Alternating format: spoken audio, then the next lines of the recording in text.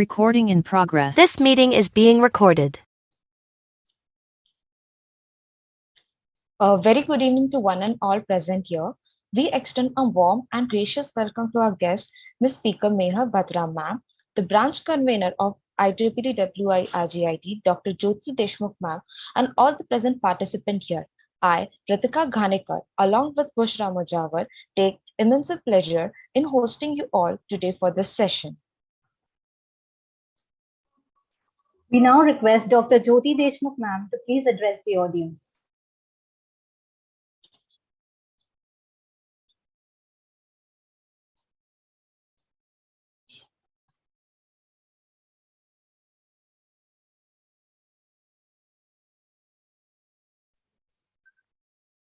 Thank you, Bushra. Good evening, everyone. It is indeed a great pleasure of mine to welcome you all and our speakers, Ms. Mehar Sindhu Batra, for today's webinar. IEEE-WIE Women in Engineering is a sub-branch of Institute of Electrical and Electronics Engineers, IEEE, one of the largest technical organizations which support many branches of engineering and also inspire women across the world to follow their academic interests in the field of engineering and science.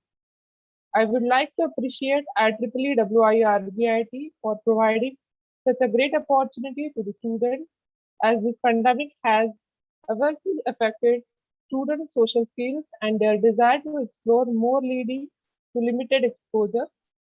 The main aim of this webinar is to help students learn to blend into the new corporate world, enhance their overall personality, and help them stand out among their peers considering the expectations of the corporate world. This will also eventually help students in their admission interviews, presentation, and project defense. The ability to work effectively on their own and as a team, as well as connecting with multiple audience, are some of the very traits every corporate is expecting from today's students. So this webinar will definitely prove to be beneficial for all the students who are about to embark on their corporate journey. So I request ma'am to please start the webinar. Before we begin with the webinar, I would first like to introduce our guest speaker, Ms. Mehar Sindhu Batra. Ms. Mehar Sindhu Batra ma'am is the founder and CEO of MSB Vision, which is a firm that empowers young professionals and helps them build their careers. She is a qualified chartered accountant and a career coach. She has also pursued an MBA degree from the Imperial College in London. Mehar ma'am has worked with popular firms like KPMG and EY over the last 8 years. She has also worked with many organizations as well as startups across India and the UK. It is a pleasure to have you here with us, ma'am. Thank you. Sorry. Thank you so much, Bushra and Ritika and Jyoti, ma'am. Thank you. It's such a pleasure and honor to be here. Thank you for the warm welcome. We now request Mehar Batra ma'am to brief us a little about her journey of MSB Vision. Yeah, sure. I think Bushra has given a good introduction, but I will just elaborate a little bit. So I am a chartered accountant. I went to Delhi University and then decided to do CA. So I left my regular college to focus on chartered accountancy. And I don't know if you are all aware, but with CA, you have to do a regular job also. So I started working at KPMG at a very young age. I worked there for about 5 years. Then I worked at EY. And then I moved to London to do an MBA because I wanted to switch my field a little bit from finance to strategy. After I moved to London, I worked in startups across London and eventually started working at a strategy consulting firm here in London. And simultaneously, I started my side hustle because I wanted to be the mentor to young professionals like you, the mentor that I never had. So it literally just started with one video, and the positive response is what kept me going. And now we are a big community of more than 240,000 of people like you who are supporting us across multiple social media channels. And because it exploded so much and it was my passion, I left my full-time job to do this fully with my heart and soul. And yeah, lots of things to achieve now this year and in the coming years. Aim is to empower and help as many professionals as we can. Thank you so much, ma'am, for your sharing your journey with us. We now begin with the question and answer round. Our first question for this session is, what expertise should one possess so as to ace any kind of interview?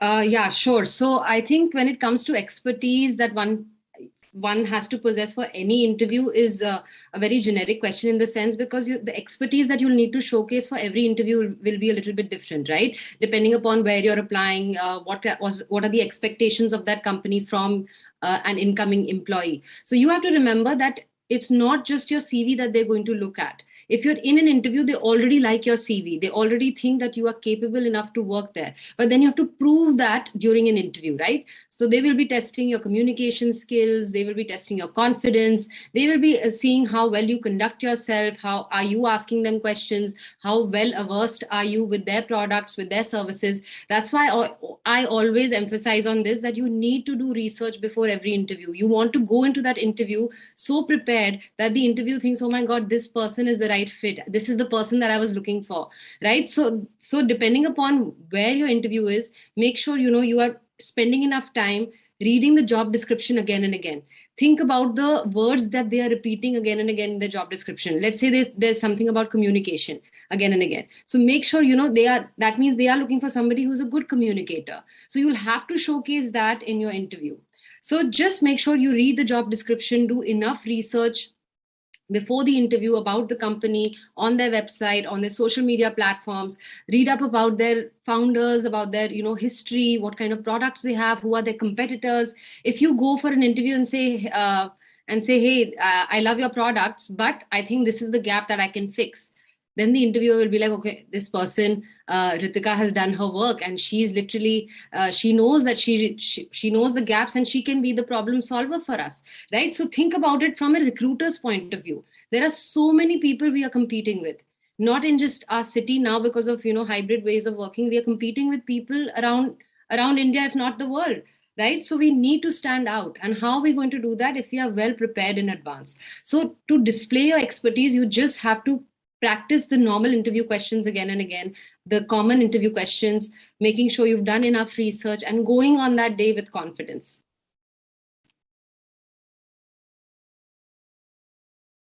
Well, thank you, ma'am. That was quite informative. Moving on to the next question. How should we spruce up our resume and cover letter while job hunting? Yes, again, so my number one advice is please don't make one version of your CV and copy paste and send that across for every position, every role. That's like literally throwing a dart in the darkness. If you are competing with, if Ritika is competing with someone who's a Kunal or a Rohan or a Nishita who are here on the call, then how is Ritika going to stand out unless her resume matches with what the job description is saying again and again, right? So I'm not saying that you need to lie on your resume. You just have to highlight things that they are looking for in a better manner, right? So you have to make sure you go through the job description again and again. You go back to your resume and say and think back, okay, yeah, I do have some communication experience. Think about that and bring that out. So you have to make sure that every application has a different version of your resume. So have one like a base resume and then make a separate tailor make and customize each for each application. That's why I always recommend this. Do not blindly apply for irrelevant jobs. Really research about the company that you are interested in working for. Think about the role that you'll have to the kind of role you'll be a part of. Research a little bit about the employees, research a little bit about the culture, about the pay, about the policies, about the training and development opportunities. There's no point applying for 1,000 jobs that you're not interested in working at, right? Literally make a strategy, write down your target companies, customize your resume for each role. And yeah, that's it. I think just make sure you're calling out the things that they're looking for again and again. And I always say this, there is no point having a resume that is got too much irrelevant information. You have to make sure it is completely aligned to the job description. You can remove all the unnecessary information. You don't need all your experiences, all your projects on there. You just need the most impactful stuff on there, right? And then you can talk about everything else in the interview. So make your resume, if you are newly graduating, then it doesn't need to be more than 1 page. Stick to 1 page, customize it, make sure it's nicely formatted, proofread it again and again, show your achievements in the best possible light, and you'll be fine. Thank you so much, ma'am. Moving on to the next question. How to look for a meaningful internship that will actually help us as a student to build a good profile? Okay. Okay. What year are we in right now of graduation? Are you guys in? What is the average age right now? Second year, third year, you Complete can mix. say.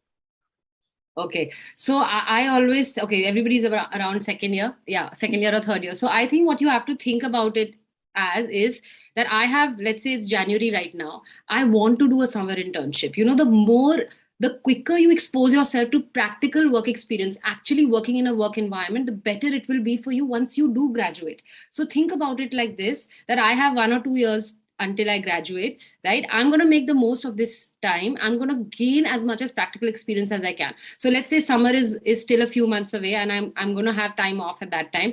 I need to start applying now. Now is the time when you guys need to start going and looking for internships proactively. And what I mean by that is register on these internship boards, online portals, right? Like there's Internshala, there are many other new ones now. Go through them in detail, go for networking events, reach out to alumni from your university 2-3 years before who graduated before you, see where they're working now, get in touch with them, ask them if there are any openings in their organization. Go through social media of companies. You know, I have 5 employees in my company and 3 of them messaged me on Instagram that they wanted to work with me. Literally, that's how you're getting an internship now. So whether it's paid or unpaid, don't focus so much about this right now. Even if it's unpaid, you need to get that exposure, that practical work experience as soon as possible. So my 3-4 tips would be networking, registering yourself on these portals and sliding into everybody's DMs on social media. That's how it's going to help. That's the only way to get internships. Okay, very well explained. So moving on to the next question. What, according to you, is a right choice? Pursuing MBA immediately after graduation or after a few years of work experience? See, that's a very personal question because, you know, this decision sometimes is made on a personal level when there's a little bit of pressure from family, etc., to finish your education. But if you ask me, my opinion, I'll always say, please work for a year or two before you do any type of masters. And that is because, you know, we do our graduation and then we think, okay, yaar, MBA kar lete hain, and then my life will be set. But, you know, once you do graduate as an MBA student, you are expected to have that working knowledge of a professional, right? Which you will not have until you actually have full-time work experience. So you're going to be, after an MBA, you will be competing with people who have an MBA and maybe they have experience, right? So you have to make sure that at least a few years of work experience will help me in the long run. And also sometimes what happens is that we jump into another degree and we later realize that, shit, I didn't want to do this degree, you know? And I've had students like that. So if you work for a little bit after graduation, it will give you the time to decide, yeah, do I want to do an MBA or do I want to do a master's in economics or do I want to do a master's in finance? You know, you'll only be able to do that, know that if you start working and you realize your interests and your passions. Your first few jobs are going to guide you towards the direction of what you need to study next. And that's exactly what happened with me. I started applying for my MBA when I was 25. And I thought I was very late according to the Indian thinking, you know, 25 is very late for an MBA. But when I went for my MBA, I was one of the youngest students in the class, right? Because in the Western world, that's how they think. They think that, okay, I'm going to figure out what I want to do, and then I'll do an MBA when I'm ready to be a specialist in something, when I'm ready to take my leadership, managerial skills to the next level. So let's not be in a rush to finish all our degrees. Please make a plan properly if you are planning to do an MBA immediately. Okay, ma'am. Thank you so much for explanation. Our next question is doubt for many. It says, what are the significant difference in work culture in India and abroad? There's a lot of differences. I don't want to, you know, paint a glorified picture about the Western world. Of course, it's challenging here. Anywhere in outside of India is equally challenging. But having said that, there are little differences that I noticed from day one. You know, in India, I noticed that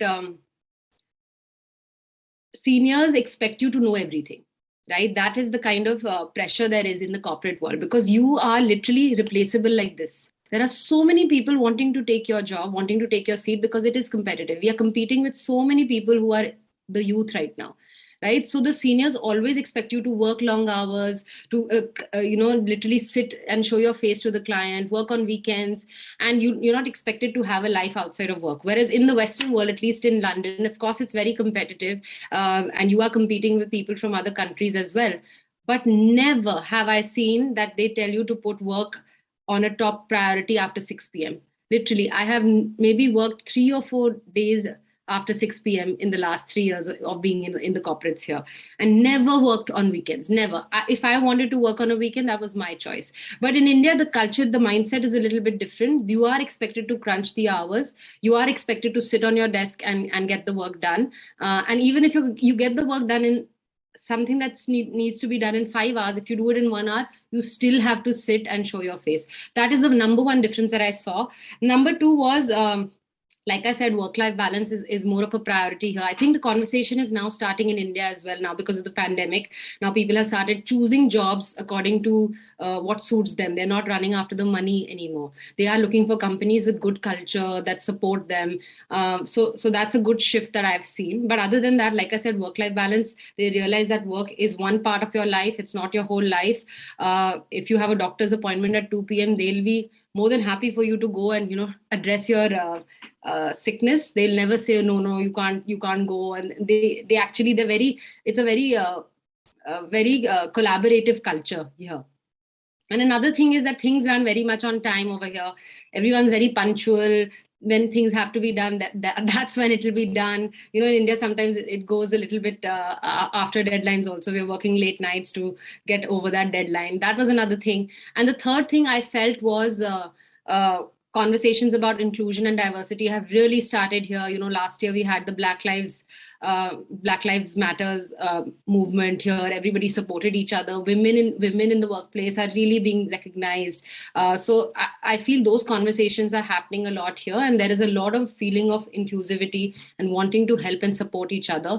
And asking for help is not a big deal over here. India, we just keep doing our work and we don't really ask for help. But here they encourage you a little bit more to ask for help. But having said that, there are plenty of pros of working in India as well. Of course, it's the comfort of working in your usual environment is always better. I still feel like in the corporate India, things need to change. And I always say this again and again, but it's not going to start with one person, right? It has to be taken up by the board of directors of every company. And hopefully the change we will see in the next few years. This answer will definitely be useful for many who are planning to settle abroad. Okay, so moving on to the next question we have. As a fresher entering the corporate world, how can one manage to maintain their work-life balance? We just talked about this now. It's a little bit difficult, actually. I'll be very honest. Yeah. You're starting a new job in a new environment. You're completely fresh. You're the most junior person in the team. In the beginning, you will have to hustle. And that's not just in India, it's anywhere in the world. You will need to prove yourself as a junior most grade. You need to become somebody that your manager relies on, right? So the work-life balance in the beginning will be a little bit challenging. Of course, having said that, I always say that if something is, if there's a toxic work culture, or if your bosses are not supporting you, it's important to have that conversation and draw the boundaries. If you always let your boss run over you and say, that, oh, no, Mehar is going to work till late because she always works late. You don't want to create an impression, right? You have to draw the line somewhere sometimes. So sometimes it's okay to say no. It's okay to say I have a prior commitment. It's okay to say that, I've been working late the last 3 nights. I cannot do it again. It's okay to prioritize your mental health. You can say my mental health is not permitting me to work late all 6 days of the week. Literally, it's about creating that whole impression of yourself in the beginning. Of course, you need to prove yourself in the 7-8 hours that you are working, and then after that, draw the line if it's getting too much for you. But yeah, I think it is difficult in the beginning to maintain a work-life balance, no matter what company, what organization you join, because you're doing everything in the beginning, literally. Yes, we can understand. Moving towards the next question.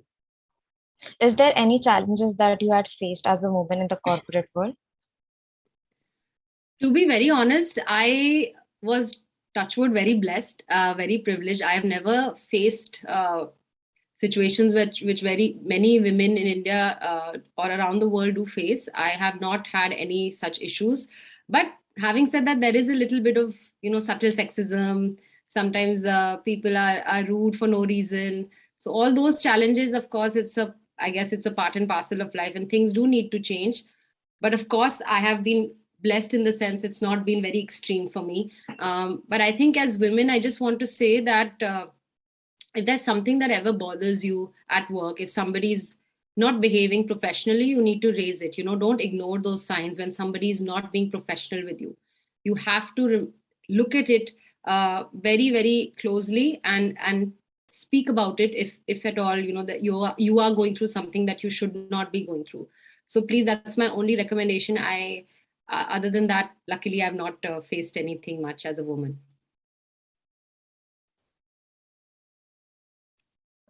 Okay. Also, we had Shrishti Gupta who asked. It was from the previous question.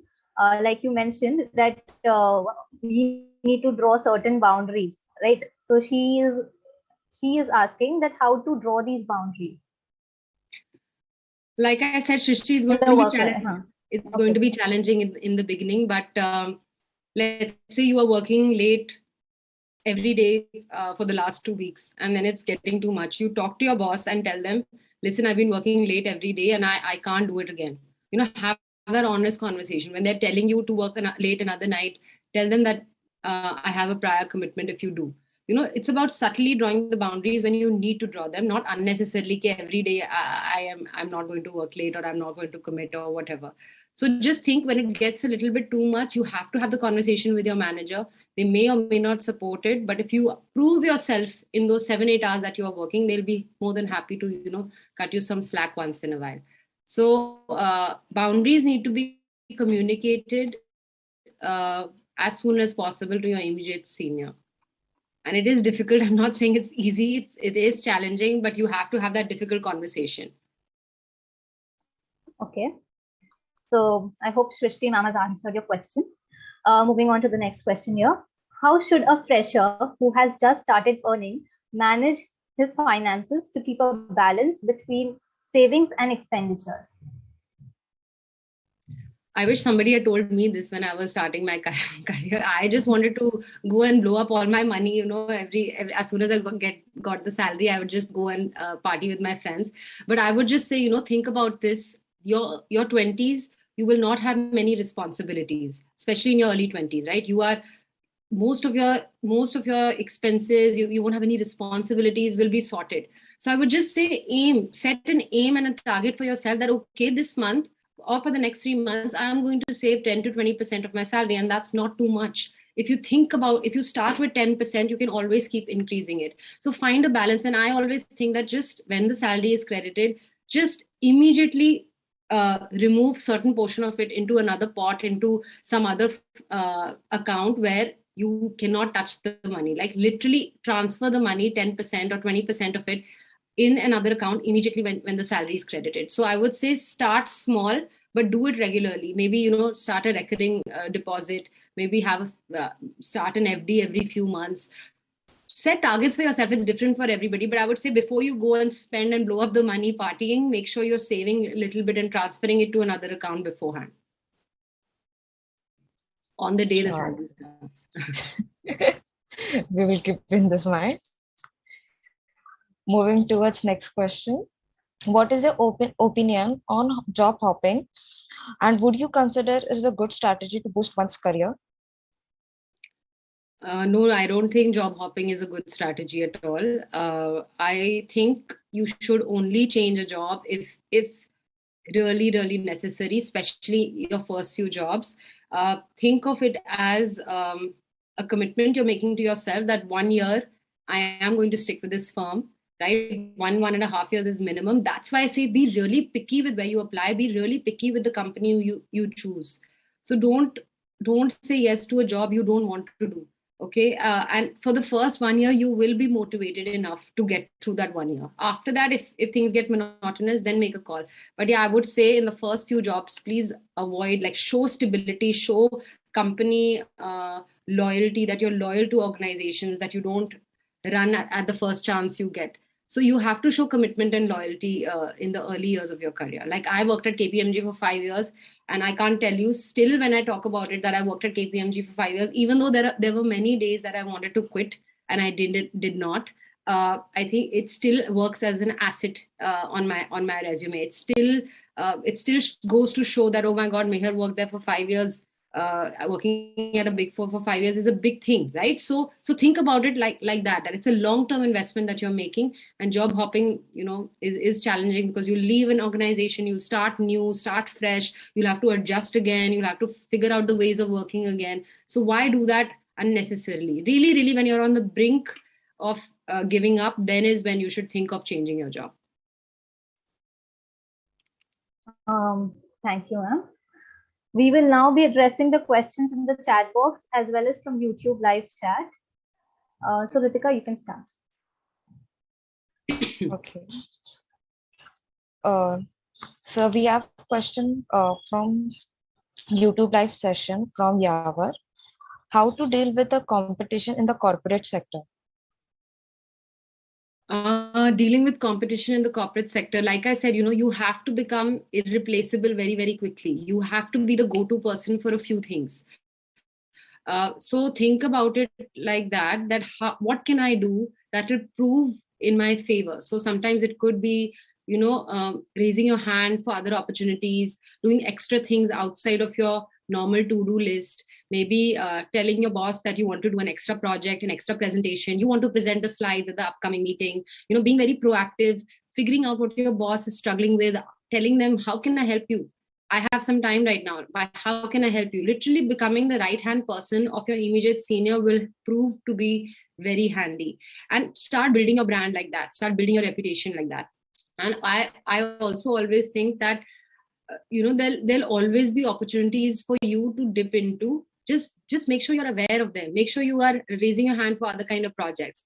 Make sure you are observing your seniors, how they're conducting themselves, how they're conducting the meetings, how they're speaking to a client. You learn a lot from your immediate seniors. So observe a lot and try to replicate that. And ask a lot of questions. I did not do this in my first few years at working at KPMG. I did not ask any questions because I thought that I'll look stupid. But you won't look stupid if you ask questions after doing some kind of research. Not asking very stupid questions is also important, but yeah, doing some research. When you can't figure it out, then it's okay to ask questions. Ask a lot of questions, raise your hand for other opportunities, and just become irreplaceable as soon as you can, because it is cutthroat competition. And if you join a big company, you will get lost in the crowd. Yes, definitely. That was quite apt. We have a question from Atharva Satam in the chat box, which says, which aspect a student must prioritize before planning masters in USA? Sorry, can you repeat the question? Yes. Which aspect a student must prioritize before planning masters in USA?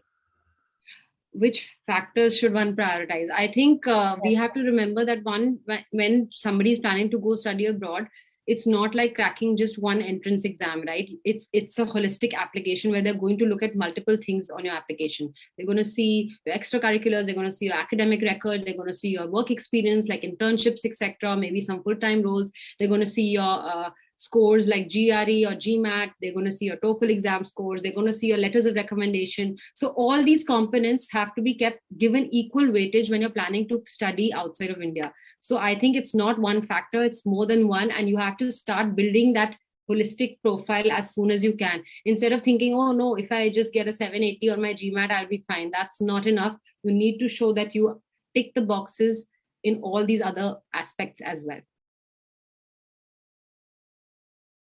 Yes. And we have next question from YouTube live section from Sanchit. Is it compulsory for an entrepreneur to do an MBA? No, I don't think it's necessary for an entrepreneur to do an MBA. You learn a lot when you start up as an entrepreneur. In fact, I don't think it's necessary for anyone to do an MBA unless they really, really need to. So no, I don't think an MBA is necessary for an entrepreneur. Okay. Next question, we have Vishnu asking us, when do I know if it's the right time to switch careers, and when do you think it could be too late to do so? I don't think it's ever late to switch a career. It's never late. It's never late. You can change your career at the age of 50, at the age of 60. So that's a mental block that we have, that, oh my God, it's late to switch.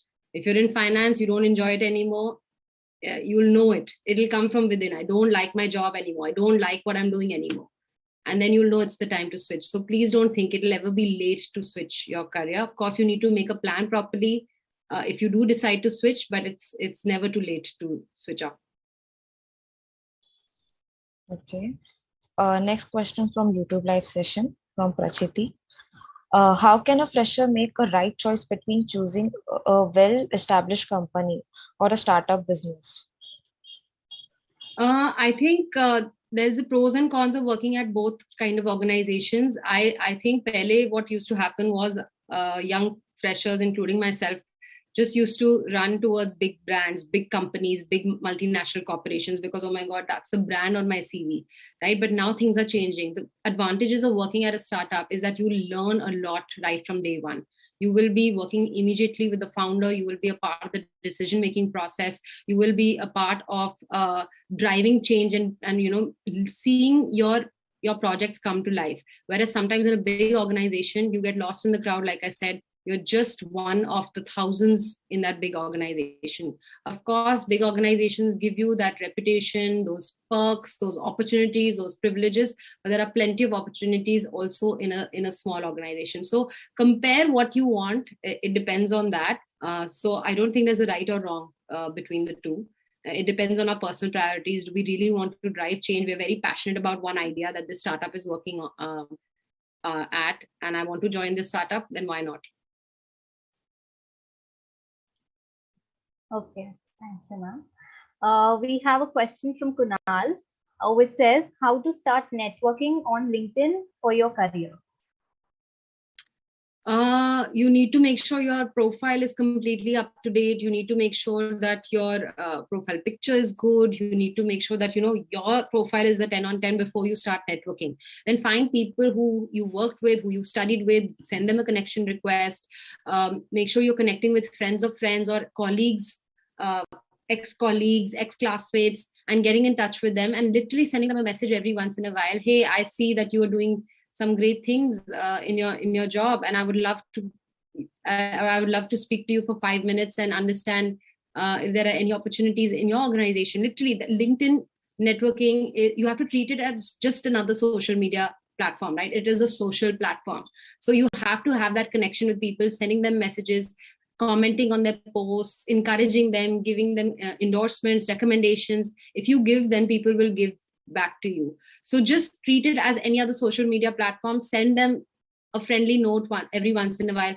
Like, I can't tell you, I get so many connection requests on LinkedIn, and they are literally just connection requests. They blindly send me requests and they think I'm going to connect with them. Whereas if I get a message along with the connection request, hey Mehar, I saw your video and I'm really wanting to get in touch with you, then yes, of course, I will think again about accepting that request, right? So be more strategic. Don't think of it as something that you need to get out of that connection with somebody or that message with somebody, but always like give a little bit more before you plan to get from them. So yeah, it's a two-way street. You have to give in order to get. So just treat it as any other social media platform. Use it in that way.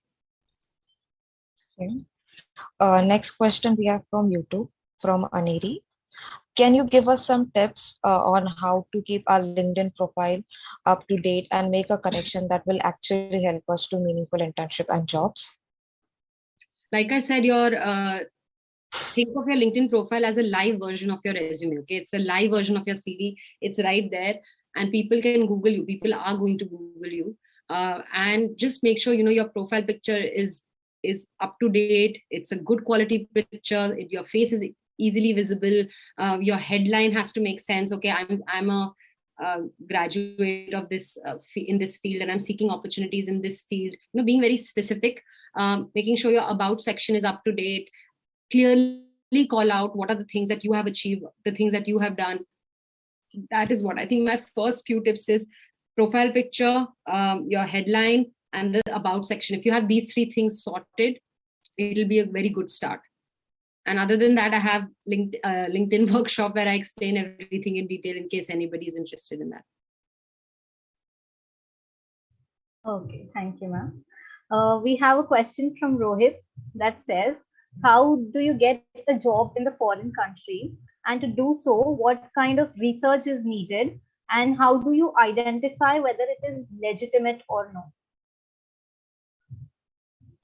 To get a job in a foreign country is one of the most difficult things to do, because you are not only competing with Indians who are applying from India for that job, but also people who live locally, and that firm may give preference to somebody who lives and works locally, right?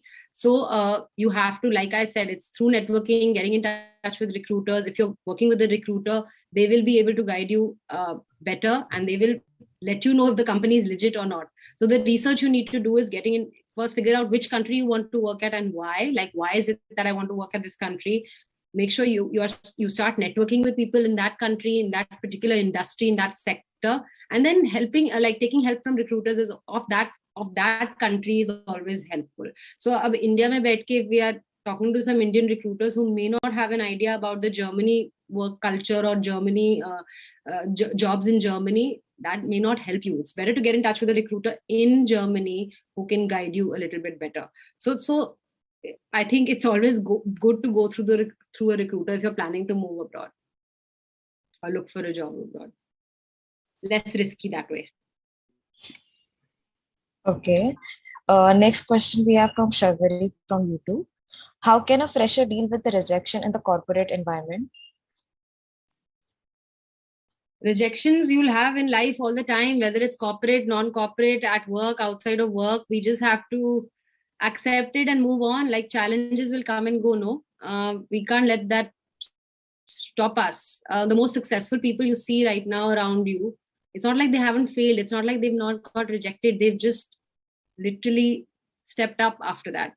So figure out why you failed at something, why you got rejected. If it's a company that you were interviewing at and you did not make it, figure out why. Why is it that I did not make through? And then don't repeat those same mistakes again, right? The life and corporate life and professional life is full of rejections.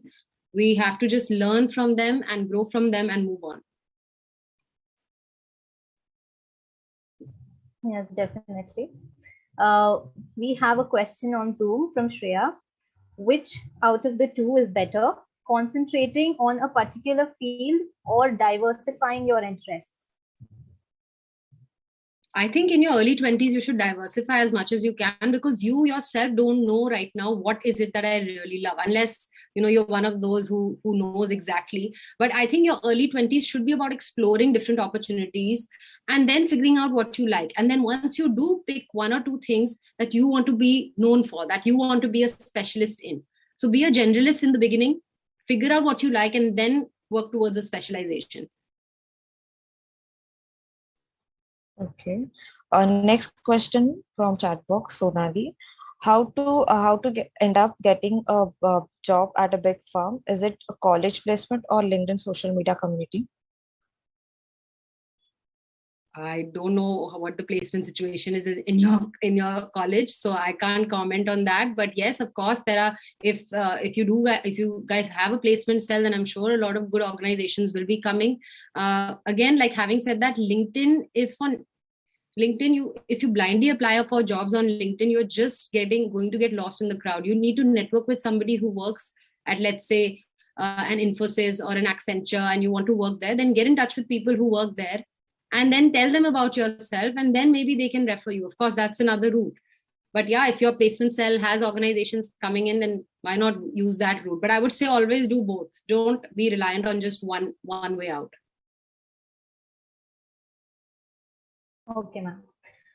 So we have a question from YouTube live session which says, how to start the research on a company before the interview? I think we've already talked about this. I already gave tips on this. Yes, yes, okay. So I hope the question is answered. Okay, we have another question. Which is a good choice from the both following concentrating on a particular field or to stick to some role? Sorry, I didn't understand the question. It is actually the same question, to be honest, like the one previously asked, which said that is it a good choice to follow a particular field or to diversify Yeah, your interest? I've already answered that. Okay, so here is a question from Vishnu as well. What would be some of the most common mistakes you've noticed that freshers make? Common mistakes is that I think they don't take out the time to actually customize their resume. They don't make their resume in the best possible format. They send out emails. I've got emails with their resume attached without any body in the email, without any subject line, literally just attaching the resume and sending it to me for an opening. That is one mistake. Be professional about it. Write a proper email to the recruiter.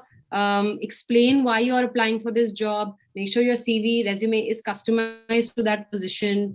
Make sure your subject line is completely makes sense to what you're applying for. Align it with that.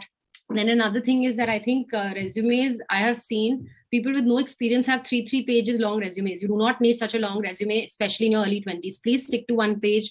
Make the font size small, legible. Make sure there's enough. Make sure the flow and the structure of the resume is correct. There are plenty of templates that one can find online. So follow one of them. And yeah, I think if you have to think that how can I make my resume stand out, right? So if it's something that's 3 pages long with with having no work experience, nobody's going to sit and read a 3-page long resume. Thank you, ma'am. Moving towards next question. How to practice communication skill? Communication skills become better with practice. I think you need to expose yourself as much as you can. Like today, Ritika is presenting something. Tomorrow, maybe yesterday, she was not this confident, right? Next time she does it, she'll be even better. So you have to put yourself in these positions again and again to do it better. I was not a good communicator in my early 20s. It's taken me time to get here. So you have to push yourself outside your comfort zone, do it again and again, record yourself on your phone, listen to podcasts, listen to how people conduct themselves, watch interviews on YouTube, look at yourself in the mirror, practice your verbal and non-verbal communication. Non-verbal communication is as important. Making that good eye contact, looking at people with confidence, not looking down when you're looking at someone. Like Bushra, I see you looking down again and again. Not making eye contact is a very big sign of miscommunication. So these little things, even in a virtual environment, you can notice. So it is all a part of communication skills. So the way you conduct yourself, the interviewer is going to judge you. So you have to practice as much as you can, and it will get better and better as you practice more. Okay, ma'am. Thank you so much. We have another question from YouTube live chat, which says, what are the top 3 things one should have on their checklist while preparing for any kind of interview? Top 3 things: customize your resume, research about the company, and practice all the common interview questions. These are the 3. Okay. Next question from YouTube. Lakshmi has said, how to deal with the negative comments on work phone? On what? Sorry. On work phone. Negative comments on your work phone. Yeah. Negative comments on your work phone. I don't understand the question. What does it mean? Like in corporate world, you can say negative. Somebody said something to you. Somebody said something to you negative. Okay. Firstly, understand how negative is it? Is it that if they're making personal comments, personal remarks, that's not acceptable. You need to raise it with the HR. But if it's negative in the sense that you didn't do well, you could have done better, then take it on yourself to improve yourself and not repeat that mistake again. So figure out like how negative it is. Now that's a very generic question. I can't answer like that. But I think see the intensity of the negativity that's coming and why is it coming. Okay. We have another question in the chat box which says, what are some soft skills that are essential for landing a job? Sorry? What are some soft skills that are essential for landing a job? Soft skills, I think you have to show them your motivation when you're going for an interview. Show that you are motivated to work at this company. Show your enthusiasm. Your communication skills is something that they're going to judge. Your confidence is something that they're going to look at. So showing that you're adaptable, you're flexible, you're ready to be a part of the organization, doing research so that you can communicate that properly, non-verbal communication, how you're dressed, how you're presenting yourself, all of those soft skills are a part of when somebody is looking at you, when somebody is speaking with you, they are judging each and every aspect. So all these soft skills have to be given equal attention. Next question we have from chat box. Do I have to be a perfectionist to apply for an internship or a placement? Because without any experience, a company won't hire. No, you don't have to be a perfectionist. You just have to tailor make and customize your resume. Don't worry. You don't have to be a perfectionist at all. Like when somebody is recruiting an intern, they don't expect you to be perfect. They're looking for things like you are motivated to join their organization and help them. That's what they're looking for. So please don't think that you need to be perfect at all.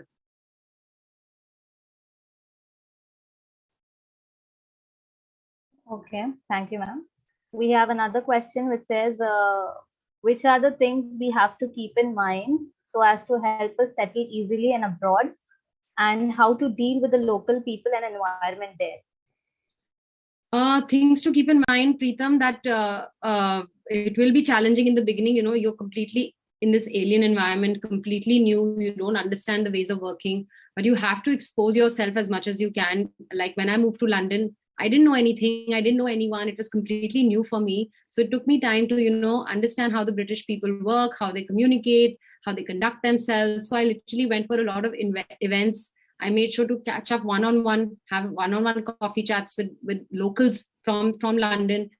And it took me time, but I think I would say I felt like an alien for the first 6 months, and then I became like a local. So how to deal with local people and environment is something that becomes easier. It's not going to be easy on day one, but as you observe and absorb more, you'll be fine. So just expose yourself to as many local things as you can.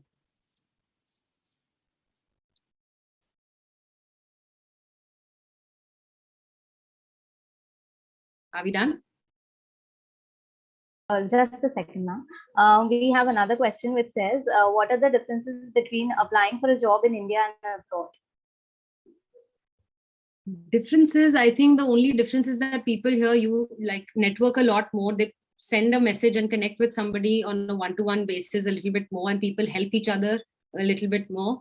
So Nupur, that's the biggest difference that I've seen in India. It gets very, very competitive, but it's not like it's not competitive here.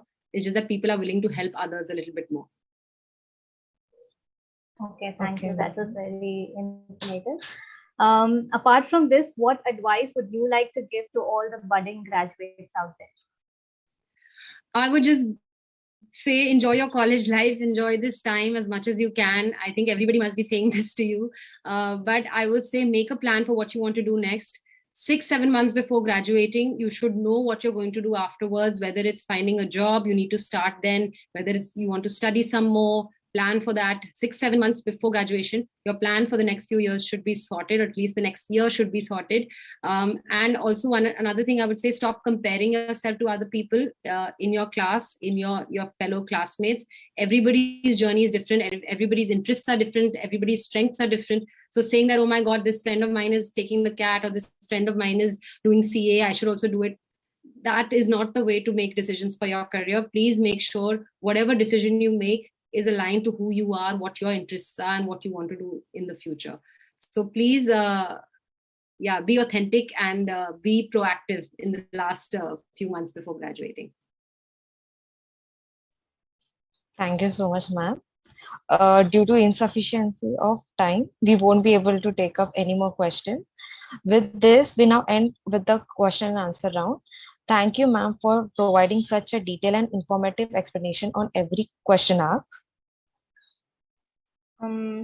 With profound gratitude, on behalf of IEEE-WIE RGIT, we propose our vote of thanks to our speaker, Ms. Mehar Batra ma'am, for sharing her valuable and thought-provoking ideas on the topic of transition from campus to the corporate industry. This has truly been an inspiring session for all of us.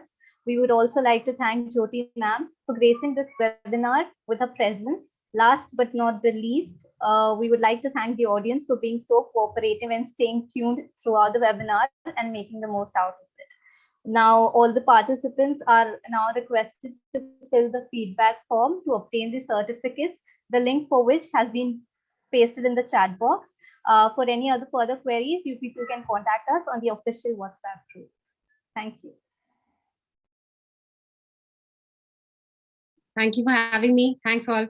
Take care. All the best. Thank you, ma'am. Bye. Bye. Thank you so much, ma'am. Recording stopped. The recording has stopped.